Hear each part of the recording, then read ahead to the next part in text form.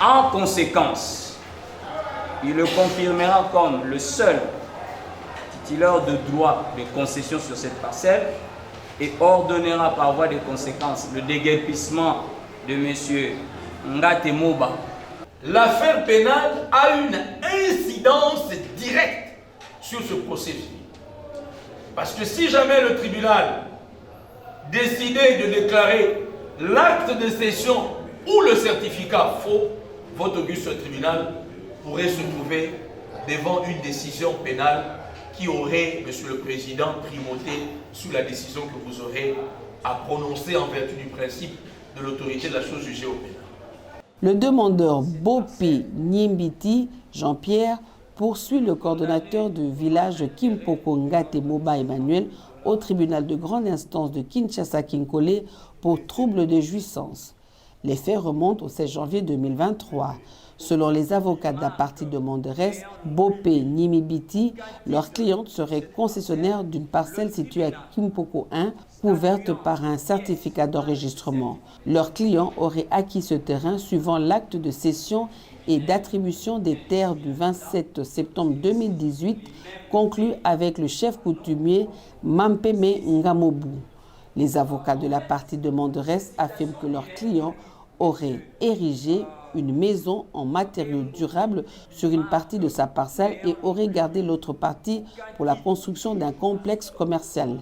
Les avocats de la partie demanderesse soutiennent que leur client serait surpris de voir le défendeur Ngate Moba, sans titre ni droit, construit un hangar sur la partie restante de la parcelle de leur client et aurait procédé également au bornage de la dite partie au préjudice de leur client. À l'audience du jour, les avocats de la partie demanderesse sollicitent du tribunal d'ordonner le déguerpissement du défendeur, de démolir les constructions érigées par lui et le condamner au paiement de 50 000 $ américains de dommages et intérêts. En conséquence, il le confirmera comme le seul titulaire de droit de concession sur cette parcelle et ordonnera par voie de conséquence le déguerpissement de M.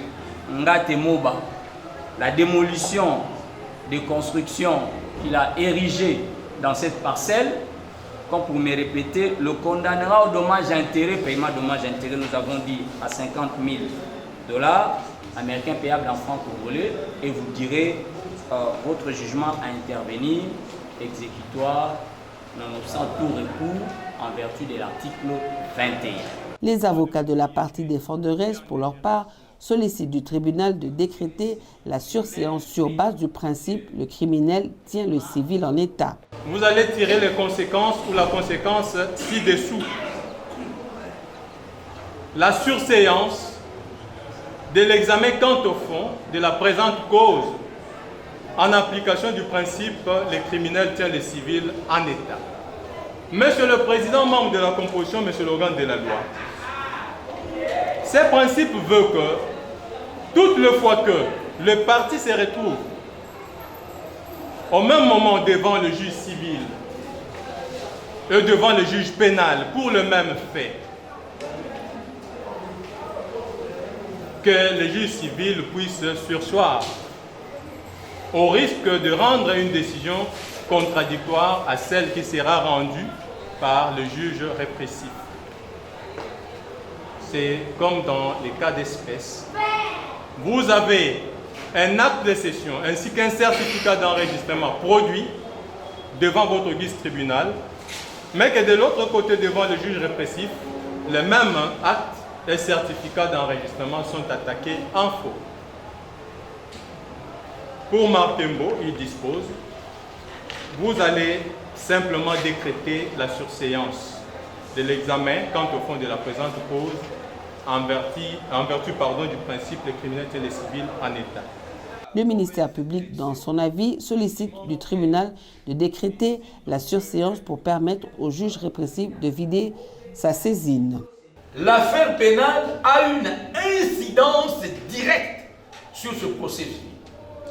Parce que si jamais le tribunal décidait de déclarer l'acte de cession ou le certificat faux, votre auguste tribunal pourrait se trouver devant une décision pénale qui aurait, Monsieur le Président, primauté sur la décision que vous aurez à prononcer en vertu du principe de l'autorité de la chose jugée au pénal.